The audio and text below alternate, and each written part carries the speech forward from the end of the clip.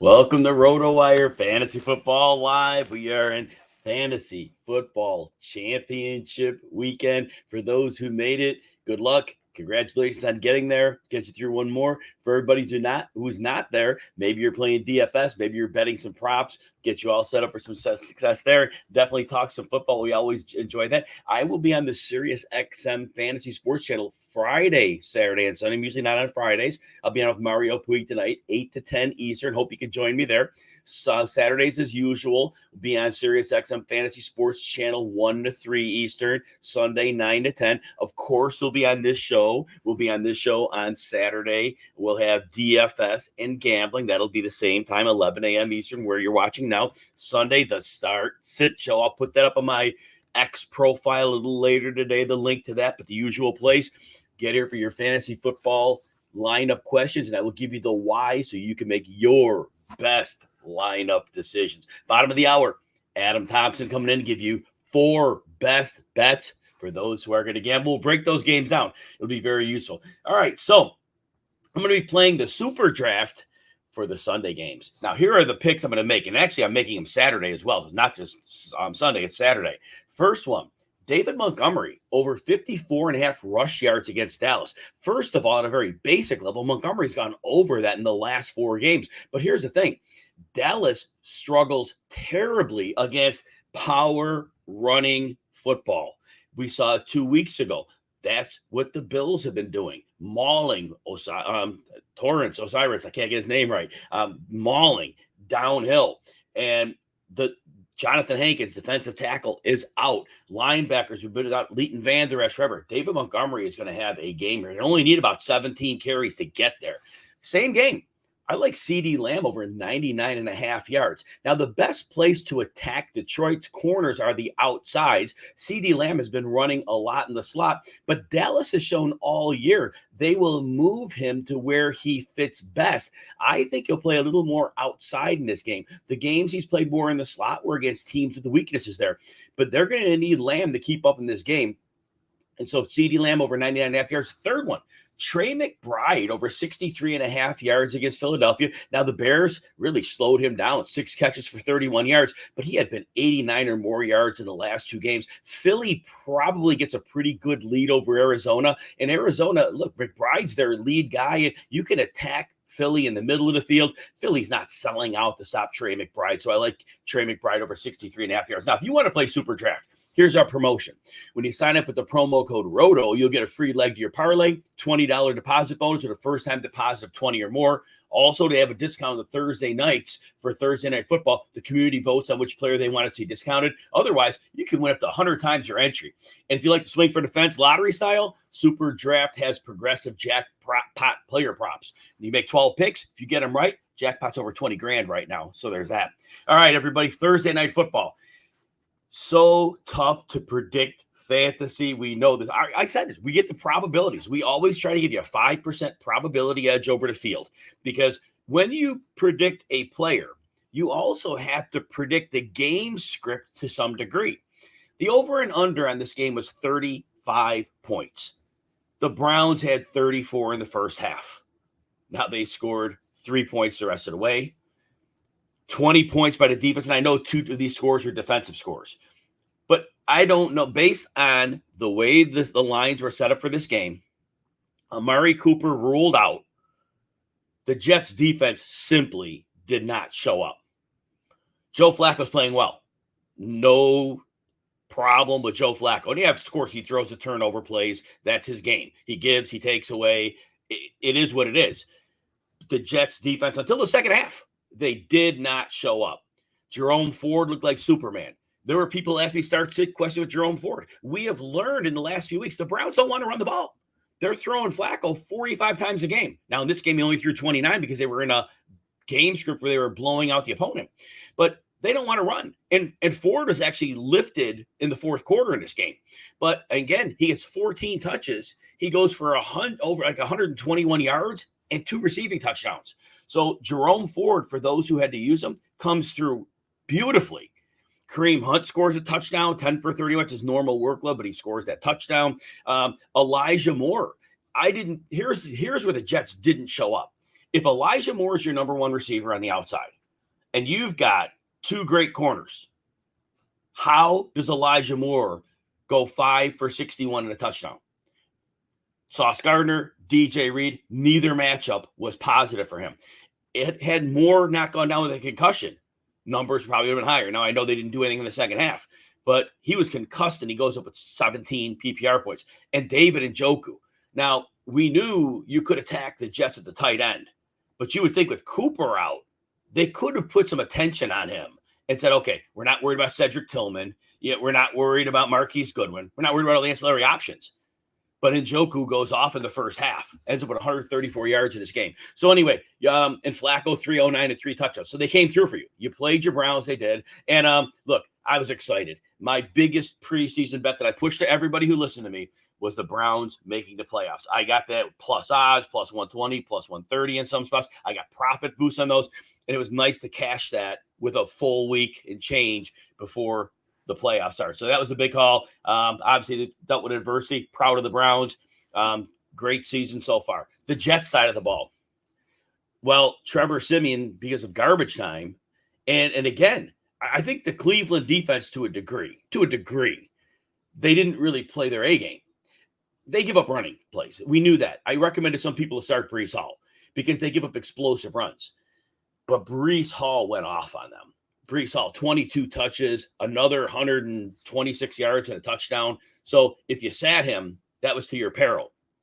And you would think Cleveland would come in saying, okay, look, we got one guy we really got some. Garrett Wilson is a superstar, but with the quarterback play, his upside is so kept. The one guy who could really have killed them was Breece Hall. Now, the Browns won the game handily. It doesn't matter.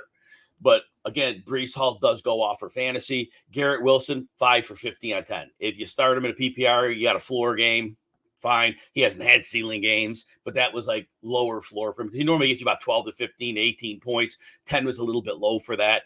Tyler Conklin chipped in with a fair game, 5 for 46. But yeah, that's about it. And we knew this. Dalvin Cook was relegated out. Israel Abanikanda got most of his work late, but Cook's completely out of the rotation. Hasn't really played in 2 weeks. So if you are somehow doing something in week 18, most aren't. But Abanikanda now is really the change of pace with very little work unless the game's out of hand. So there's that.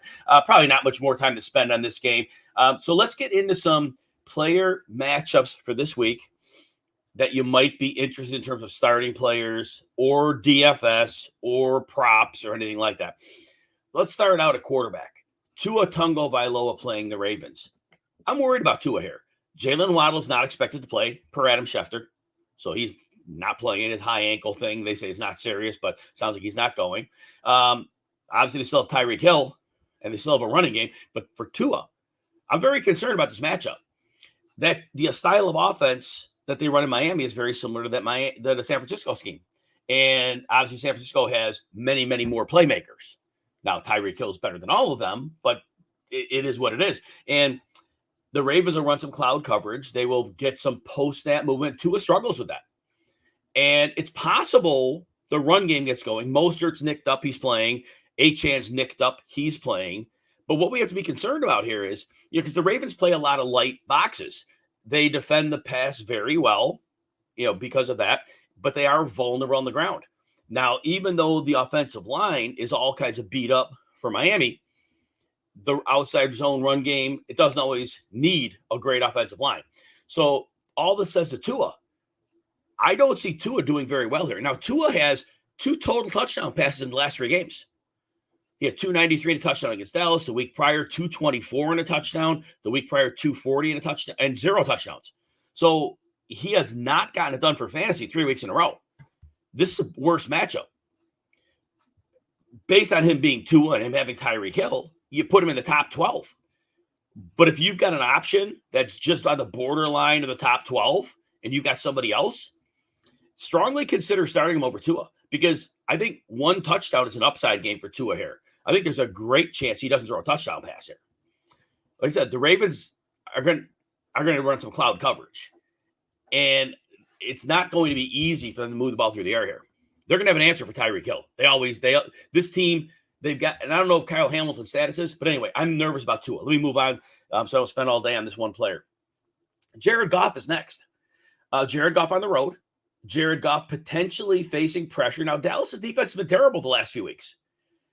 They're at home here. That's a big difference for them. Dallas at home is just a completely different animal. And we know, though, the Lions have a very good offensive line, so there's that. But Dallas is going to get some pressure. But here's what I think is going to happen. Detroit knows they can run the ball on this team, and Dan Campbell's all about running when he can. They can get Montgomery going. They can get Gibbs going. They may not need Goff to do a lot in this game. Even if they fall behind a little bit, they may not go away from the run. They have such a distinct advantage there. Goff's had some good road games this year, but not against a defense that has the potential of playing up to the Cowboys level. So I am viewing Goff as a boom or bust option. Possible he has the game, but there's an also, this isn't one of those floor games. There's a floor games where you start him and say, safe play. Jared Goff, to me, is not a safe play here. We could see that game where he throws for, 210, no touchdowns and a pick. That easily, the run game can get going. If the game shoots out and if the offensive line is able to hold off Dallas's pass rush, and if Dallas really is as bad as they've looked lately, well, then that's what makes him boom bust. But I do not consider him stable this week. Gardner Minshew was playing really, really, really well. And then last week, they go into Atlanta, and he throws for 201 and a pick. Now, no Michael Pittman in that game. That's a big deal, right? Now, he finished the Raiders game without Michael Pittman and did just fine. Now, Pittman will find out game time call on him.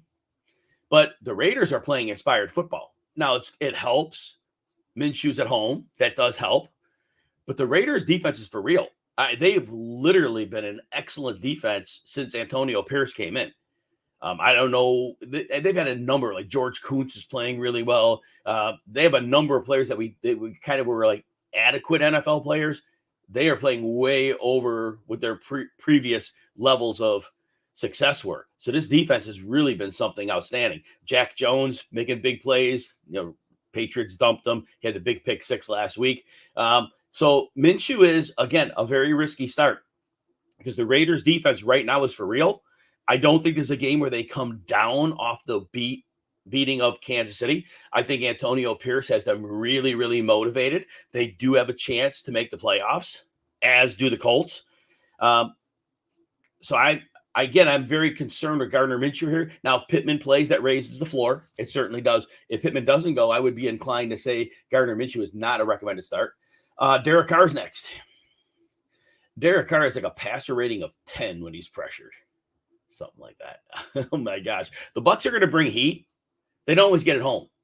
Problem is, right tackle Ryan Ramczyk is not likely to play. He hasn't practiced yet. He missed last week, didn't practice this week. That does not look promising. He's their best lineman, their best protector. Now with Derek Carr on the road, again, always a little bit different than we expect. See George and Uncle Ted in the house. Glad you guys are here. Welcome. So again, Derek Carr, though, sometimes he weasels into these good games. I mean, he has multiple touchdowns at 3 straight games. Last week, garbage time, whatever, but he goes over 300 yards and throws for 3 touchdowns. So Derek Carr is going to be an extremely volatile play because the Bucs have a good chance of playing with the lead here. Marshawn Lattimore is out. So if you were worried about Mike Evans because you know his history against the Saints, don't worry. With Lattimore out, that's a big, big, big, big deal because Lattimore just, those two battle, they have each other's number. So that's not so good. But Mike Evans is in great shape now with no Marshawn Lattimore. So, but that's a Derek Carr, super volatile. He could have that implosion game. He could get pulled. He could get knocked around. Or there could be garbage time. So again, he is not a safe option in any way. So if you're looking for safe in your fantasy championship game, he's not safe.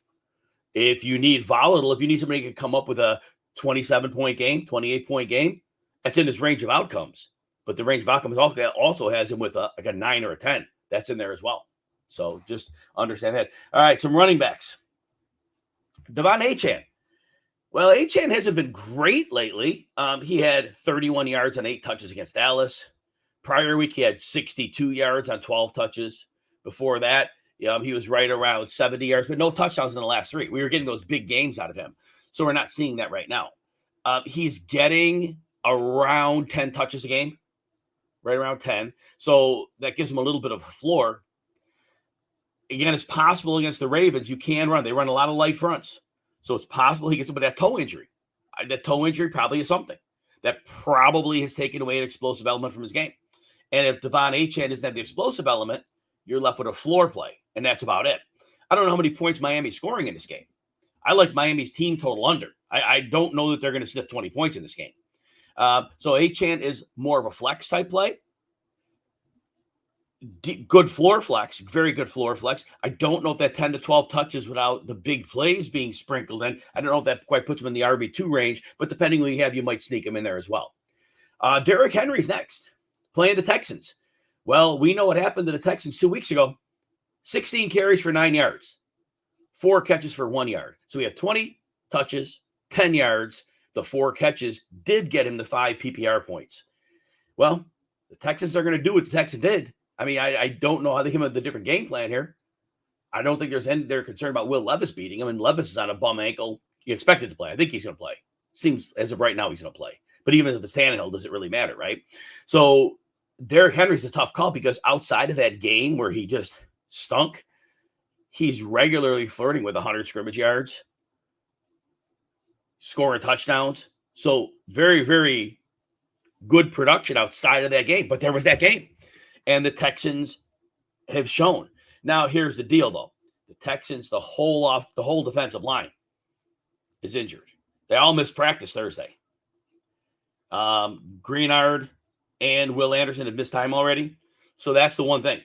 So if they're down linemen, that bodes better for Derrick Henry. So, again, be careful with Henry because we think this defense is going to oversell to stop him.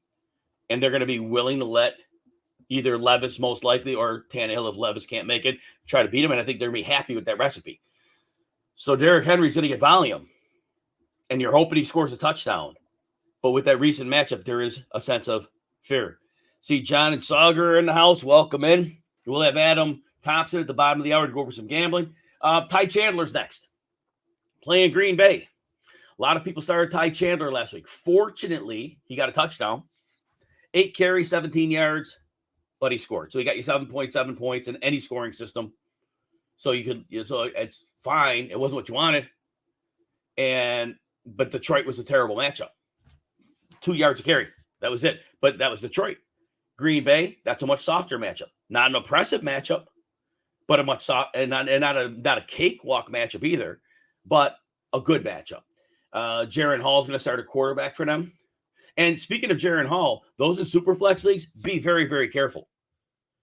Maybe Jaren Hall does well, but maybe we see another quarterback play. Maybe Nick Mullins. I don't know if they're activating Josh Dobbs for this one or not. I don't know how they're going to handle that.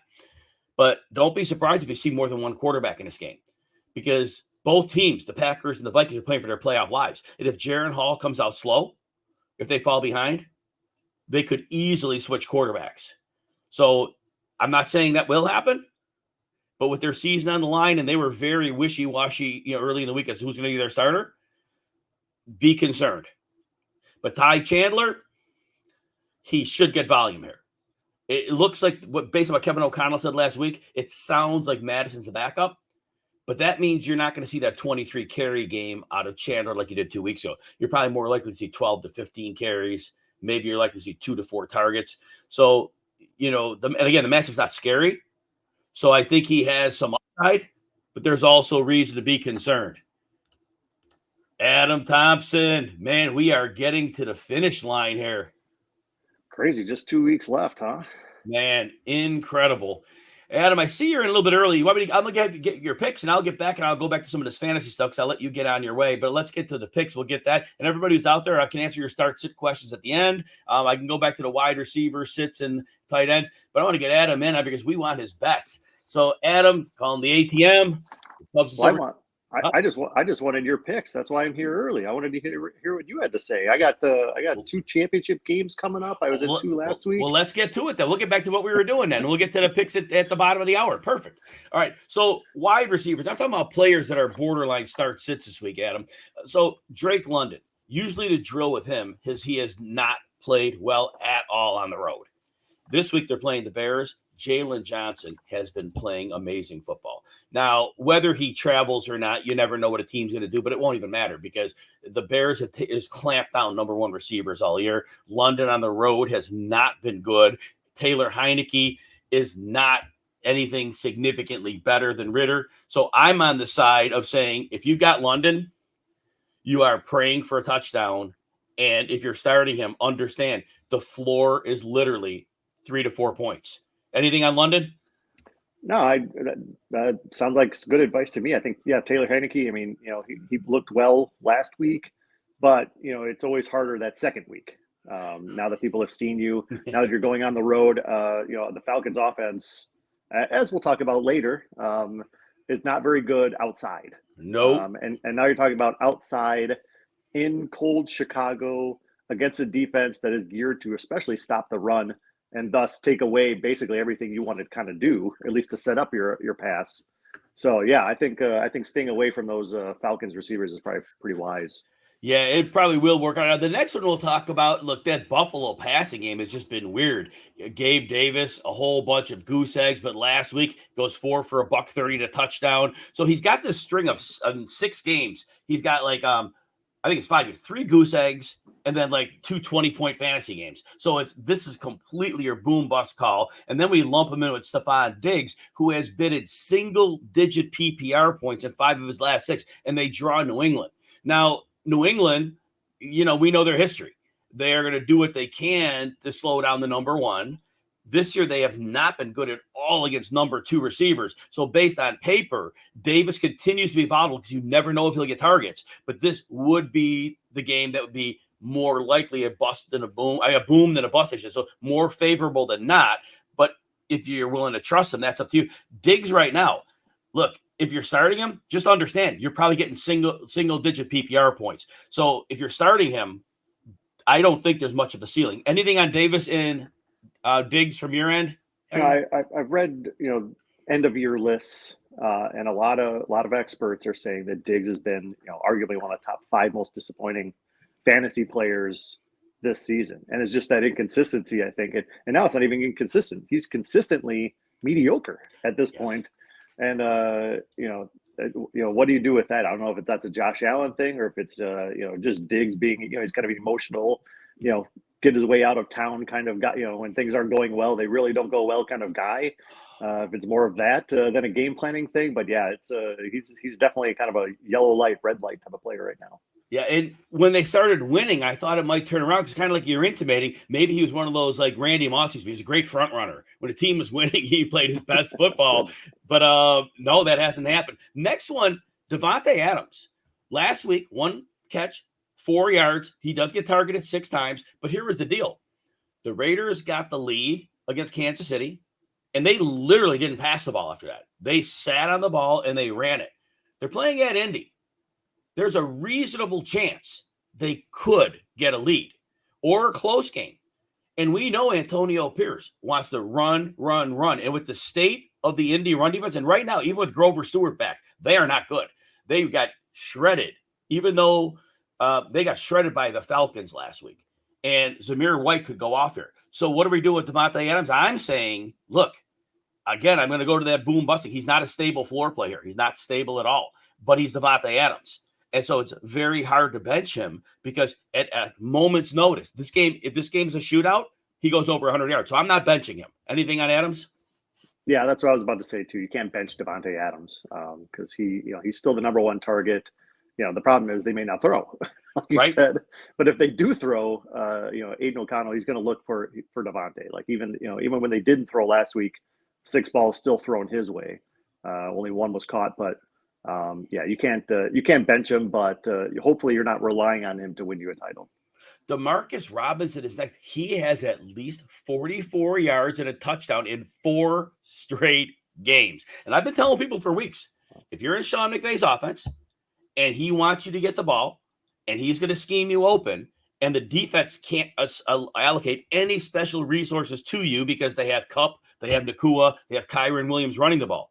DeMarcus Robinson will continue to be dangerous. He's their big body in the red zone, and that's why he's getting the touchdowns. He's reliable with that. That said, they're at the Giants, and the Giants better pass defense than a run defense. But again, they can't focus on him. There's always going to be risk with DeMarcus Robinson, but if I need him in the flex play, he has done it. And the touchdown's been 4 straight. He's been fantasy viable for 5 or 6. As a flex, I'm saying roll with him. Anything on that? Everything the Rams have done is turned to gold this year. I did not think they'd be very good, but Nakua stepped up. Atwell, Robinson, Williams all of a sudden is an RB1. Kudos to Stafford for doing it and to McVay for planning it. That makes a lot of sense. Robinson's a big guy. He's a big target down there. He can go up and get balls, and they're feeding him. Right? Easy enough. And like I said, the defense can't allocate resources to him. So there you have it. George Pickens is next. Look, Mason Rudolph was the quarterback last week. And I know there were a lot of start-sit questions where Pickens was a sit. He had not been playing great. He just came off a 3 for 47, a 5 for 19. And then they go to Mason Rudolph. And it's like, yeah, right. And they're playing Seattle this week. Now you got Mason Rudolph again. Now Kenny Pickett, I guess, is pushing the play, but right now, apparently Rudolph's the starter. Pickens had 195 yards and 2 touchdowns last week. Now Seattle, they got the names at corner. Devon Witherspoon's a better in the slot, and that's not where George Pickens is going. Pickens is a big dude. And Reek Woolen, we've seen him on the sidelines not playing. Coach is pulling him back and forth because I guess he can't tackle. So there's a problem with that. So, look, at this point, I'm going to play Pickens. I know Mason Rudolph could turn into a pumpkin at a drop of a hat. And I know George Pickens had plenty of down games. I'm keeping my expectations tempered, but I'm playing him after that big game. Thoughts? Yeah, I mean, one thing that Rudolph does, he'll just chuck it up there, even when he probably shouldn't, if there's not a huge advantage. But Pickens is so big and physical. If he's in the right position, he is an advantage. If it's one-on-one on an island, we saw that, that's how a lot of those big plays were, is he just beat his one guy and there's nobody else there. So as long as Rudolph picks those moments to throw to Pickens, I think he could have another 1 or 2 catches of 30, 40, 50 plus yards. Last one I want to talk about at receiver is Curtis Samuel and the ultimate tease. He comes off a pair of games. He had a 4 for 65, 5 for 41, and 2 touchdowns. So he was like getting it done for fantasy. And then, of course, last week in a good matchup, he goes 1 for 16. That and 6 targets. That's Curtis Samuel. And that was the Jets, but the inside, we saw it even last night. The middle of the field against the Jets is a good matchup. Well, it wasn't for Curtis Samuel because he's Curtis Samuel, and that's why he's not a star. They're playing the 49ers, and the 49ers may have gotten shredded last week. Now, I know Jacoby Brissett's a quarterback, but if there's one place the 49ers with their zone do play well is the middle of the field, and that's where Samuel lives. For me, Samuel's a sit. Anything on that? Well, as somebody who traded for Terry McLaurin mid-season in a move that ultimately did not work, I want to see Curtis Samuel catch no passes, get no targets. So I'll always sit Curtis Samuel.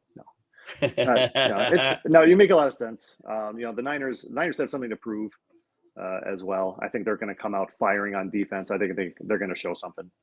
Now, the one tight end. People are going to be considering starting Juwan Johnson. All of a sudden, Taysom Hill's snap share has gone down into the teens percentage-wise, very low. Juwan Johnson last week, 7 targets, 4 for 48. He scores. The week before, 2 targets, but he catches them both for 38 and a touchdown. Tampa Bay is super soft in the middle. Again, Johnson, we never know from week to week. As Taysom Hill get more involved here. But based on the last 2-week trend, the snaps went up from 44 to 72% last week.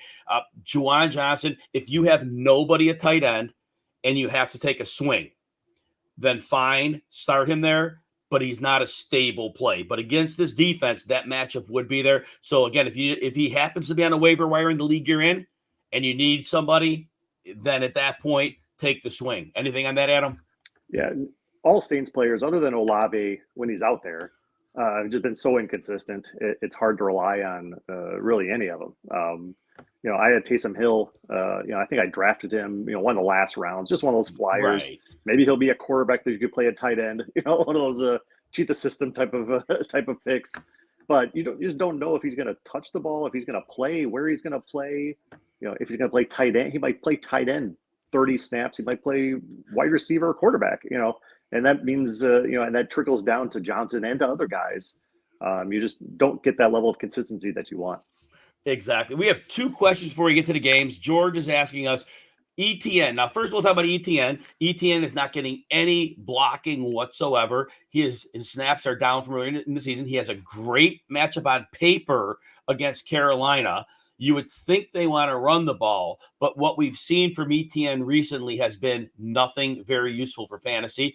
Zeke Elliott is next, and the first game he played in for Stevenson, great as a runner and a receiver. But since it's the targets, that like the second week they had a second game, he was terrible at both. But last week I believe it was 9 catches, touchdown catch, putting up yardage as a receiver. And against Buffalo, you can get it done as a receiving back. So Zeke has volume. And then your last one is Clyde Edwards-Helaire if Pacheco is out.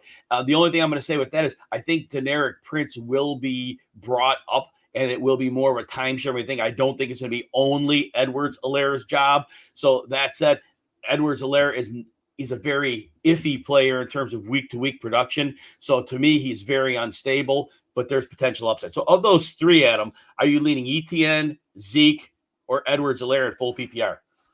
I'd go Zeke because I think if he's performs early on, Belichick will go to him 25 times in the game. He'll just keep pounding it if it keeps working.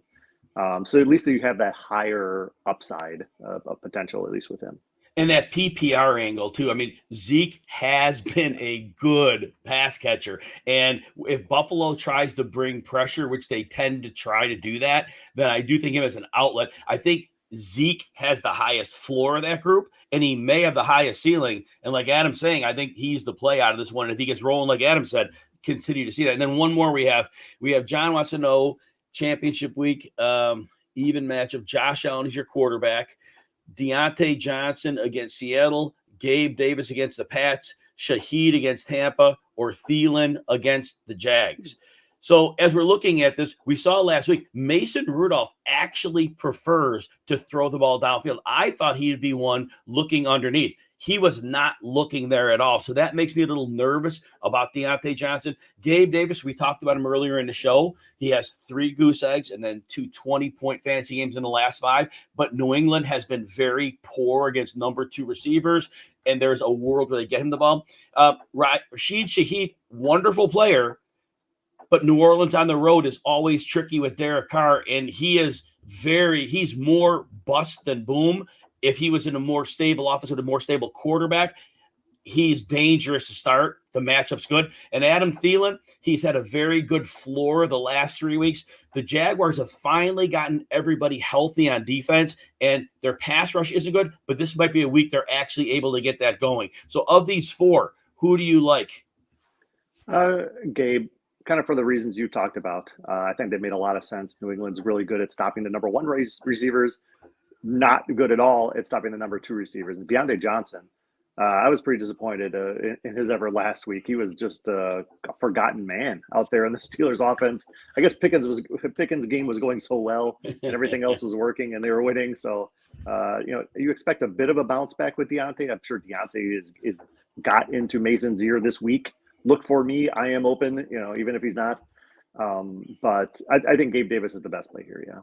And we have one more quick one before we get to the games. Mr. Portugal's asking about Eckler against Denver. Look, I was saying on another show, if there's a week that Eckler is going to go off, it's this one. Denver can't stop the run. They can't stop receiving backs. Last week we saw Eckler. He was handling a ton of the work. It's like the team does not want to quit. So I think at this point, you're playing Eckler because the matchup could not be better. The touches should be high. He has a real chance of scoring multiple touchdowns here. Any thoughts on Eckler? Yeah, and I think he wants to stick it to his old coach that's not on the sidelines anymore. He wants, him and the rest of the team. I think they want to prove, okay, we have a good team. This is a solid group of guys, and Staley was the problem, and we have a couple of games to prove it. So let's do it. And like you said, this is a great matchup for him. All right, so best bets. Adam Thompson is this. You go to people who know what they're doing when you're looking for gambling advice. Adam is an established veteran gambler, been at this racket a long time, a successful documented winner. Adam, let's start out. Falcons at the Bears. Mild temperatures in Chicago. We talked a little earlier. The Falcons are often a completely different team away from home than at home. The Bears have been playing much better football the last month, especially on defense, and the defense at home is better than the defense on the road. How are you handicapping this game regardless? Yeah, like you said, the Chicago Bears, they won 3 of 4. They've found a way. And the one loss was a shoulda win against Cleveland. So, that's impressive. And then on the flip side, you have the Atlanta Falcons who looked very good. They really turned around last week. They looked great against kind of an undermanned Colts team. Beat them handily, 29-10. Taylor Heineke. But now you get outside, they're averaging 13 points a game outdoors on the season. That's rough. And when you look at the run game, that's what both teams are fueled on, right? But the difference is Chicago's defense ranks number 1 in the NFL in stopping the run. Man. Atlanta's allowing 125 yards rushing per game over the last 8 weeks. So Chicago looks like they're going to be able to do what they want to do to get moving. Atlanta isn't, and it's in the environment that they're poorest in. So Chicago -3, that's it. I'll take that at home. And I'm looking at betting the under on the Falcons team total. I could see them scoring less than 14 points. Is that foolish, or is that in the range? Yeah, that's low. But like you said, these receivers don't have a good matchup. And the running backs don't have a good matchup. So where's the matchup that's gonna give them points? Fields fumbling? I guess that's a matchup if that counts. And I'm actually trying to find the actual number here to see what it is. I think they could score up. I'm going to see. I'll tell you what their total is in a second here as you're talking the rest of this through. Yeah, if it's 14.5, that would be lower than what. It's 17.5. It's 17.5. Yeah, I was saying the under. I'd like the under on whatever it was. I think they could score 14 or less. Under 17.5, -105 odds on that. Oh, that's interesting. Yeah, that's not bad because like I said, they average 13. It's 13.2 to be specific. How much they've averaged on the road all year, and that's counting good weather. And it's going to be for Chicago for end of December. It's going to be great weather actually for them. But it's still going to feel cold to those thin-blooded Georgians.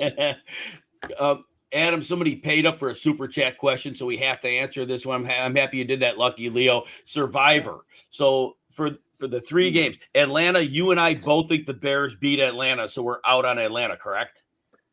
Yeah, I like Chicago in this. Yeah, we're both out on that. The Colts are playing home against the Raiders, and we'll talk. That's one of your games. Is that one of your games? No, that is one of my games. It is one of yours. Okay, that is one. It is one of your games. And Tampa against the Saints is one of my games as well. So you're gonna. I definitely have an answer for this question. So Leo, Adam's breaking these down, so your question will be answered organically in the next 2 games, and then we'll actually do those 2 right now, and then we'll save the 49ers Commanders for the last pick. I'll change it on my sheet here. So let's get to these so we can help you out. All right. So Saints and Buccaneers is the next one. The Saints, again, different team at home and on the road. I don't think right tackle Ryan Ramczyk's going to play. He didn't play last week. He didn't practice as of Thursday. So he is their best offensive lineman, and he is down. The Bucs are getting fairly healthy right now for the most part. Carlton Davis may miss a game, one of the corners, but otherwise they've been getting healthier by the day. How are you handicapping this game? Yeah, here is the answer, and the answer is the Tampa Bay Buccaneers. I think Derek Carr, Baker Mayfield. I actually like Mayfield over this one. He's playing better right now. It's a matchup of improved defenses. Both defenses are actually allowing under 21 points a game on the season. You don't think of especially the Buccaneers. You don't think, okay, This is 2 great defenses against each other.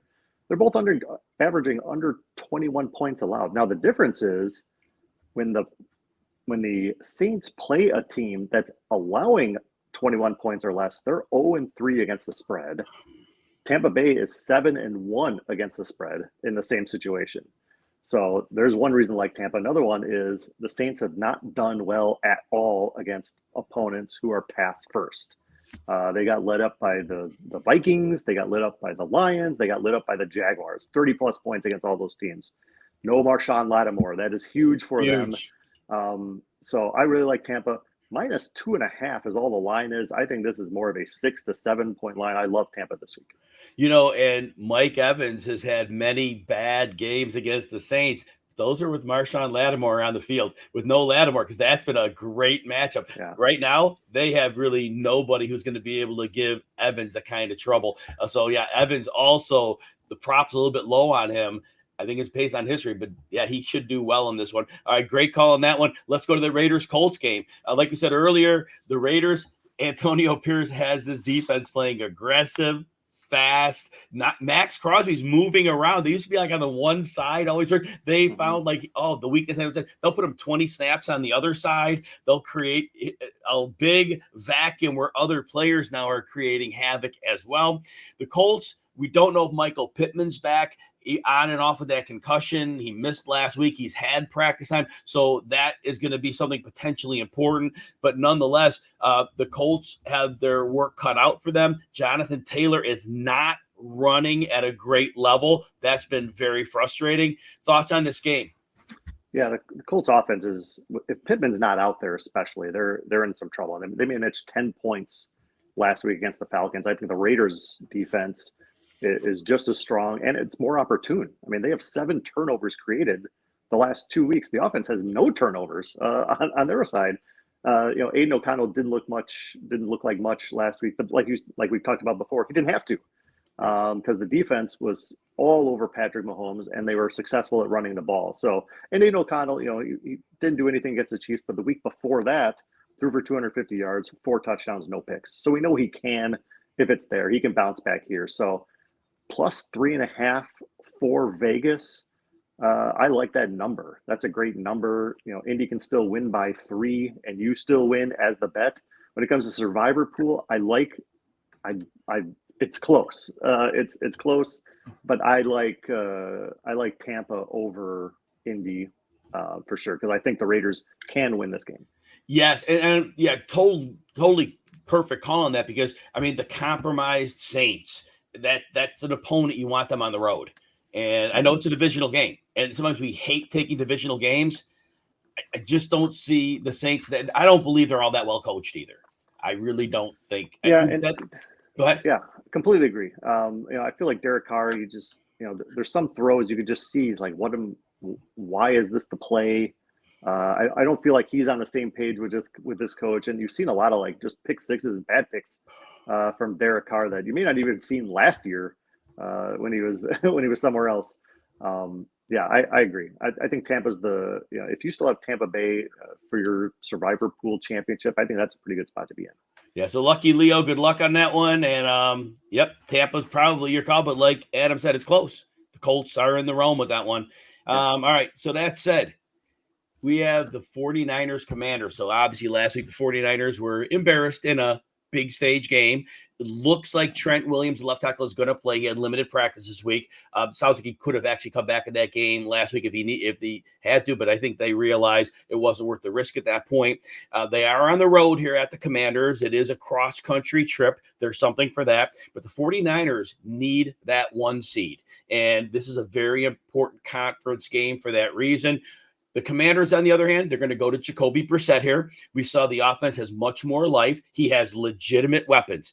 Terry McLaurin is obviously a superstar. Jahan Dotson on the other side has not had a good year, but he is a very talented player. Logan Thomas, we talked about Curtis Samuel earlier. As a receiver, Antonio Gibson. Don't know if they're going to have another running back. Brian Robinson still battling back from the hamstring, limited practice. Chris Rodriguez is on the IR. All that said, it's a big line here. What do you think? Yeah, Robinson, another guy I traded for mid-season that did not pan out. Picked up 2 Commanders thinking, okay, Sam Howell, he's chucking it around. These guys are scoring some points with him.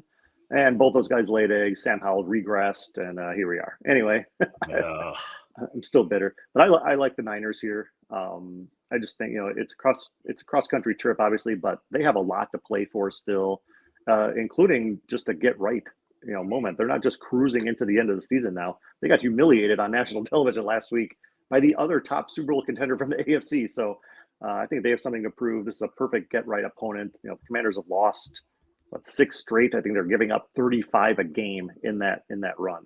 What's going to stop the Niners from scoring 40 here?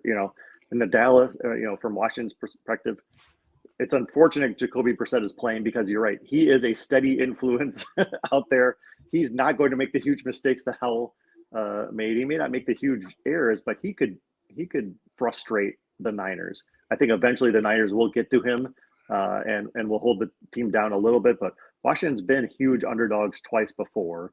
They were plus 13 against Dallas. They were plus 9 against Miami. They lost by 35 and by 30 in those 2 games. When they're big underdogs, they don't come to to play. Apparently, they give up. So minus 13. That's obviously a big number, especially for a road team. But I like San Francisco. Yeah, and they should take care of business. Like you said, they have a lot of reasons to not look past this Commanders team. And with the players they have, there is no way. And even they're as bad as the secondary is, Benjamin St. Juste, he hasn't practiced. That's a bigger problem for a team that has problems as it is. The 49ers probably put 40 on the board in this game. Betting the team total over on them, I see very few scenarios where they don't score over 30 points in this game. That's it as well. Anything on that? No, they score 30 against almost everybody except Baltimore, apparently. But right. To not expect them to score, against a team that's averaging, 35 points allowed, gave away their top 2 defensive players at the trade deadline as a coach that's already got 1.5 feet out the door. I think over 30 is almost as sure a bet as you're going to find. Since it's championship, we have one last question we'll take before we sign off. CJ Stroud playing at home against Tennessee. Very beat up defense. A lot of players on IR on that defense. Nico Collins was back last week, so he should be a full go here.